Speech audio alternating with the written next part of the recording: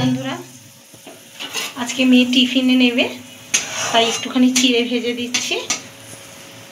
এটা কড়াইতে দিয়ে সাদা তেল দিয়ে দিচ্ছি, কালো জিরা লঙ্কা ফোড়ন দিয়ে দিলাম। এবার একটু পেঁয়াজ কুচি দিয়ে এটা ভেজে নেব। একটু মানে ভালো করে চিড়েটা ভেজে দেবো। টিফিনে মেয়ে বায়না করছে চিড়ে ভাজা নিয়ে যাবে, তাই বাড়িতে ঘরোয়া পদ্ধতিতে একটুখানি সিম্পলভাবে চিড়ে ভেজে দিচ্ছি, টিফিনে স্কুলে নিয়ে যাবে। পেঁয়াজটা হালকা লাল করে আগে ভেজে নেব। দিয়ে দেবো একটু হলুদ। এবার এটাকে একটু ভাজা ভাজা করে নেব। এদিকে এখানে 150 গ্রাম চিড়ে নিয়েছি। চিড়েটা দেখুন কি পরিষ্কার, এটাও একটু বেছে নিয়েছি ধান ফান যাতে না থাকে।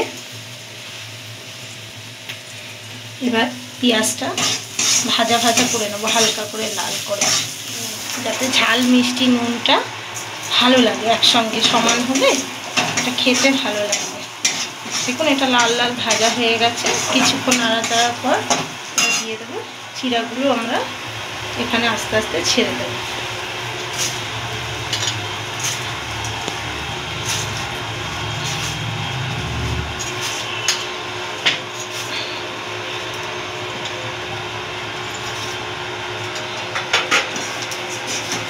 এটাকে আমরা কিছুক্ষণ মিডিয়াম আঁচে রেখে নাড়াচাড়া দেবো, যাতে চিড়াটা পোড়া না লাগে। বন্ধুরা, আমাদের চিড়ে ভাজা কমপ্লিট। একদম সাধারণভাবে ঘরোয়া খাবারের ঘরোয়া পদ্ধতিতে আমরা করলাম। দেখুন এরকমভাবে করে খাবেন, আশা করি বাচ্চা বড় সবারই ভালো লাগবে। দেখুন আমাদের চিড়ে ভাজাটা শুধু পেঁয়াজ লঙ্কা কালো জিরা দিয়ে করেছি। ভালো লাগলে একটা লাইক এবং সাবস্ক্রাইব করে দেবেন। ভালো থাকবেন, সুস্থ থাকবেন। দেখা হবে পরের একটি রেসিপি নিয়ে।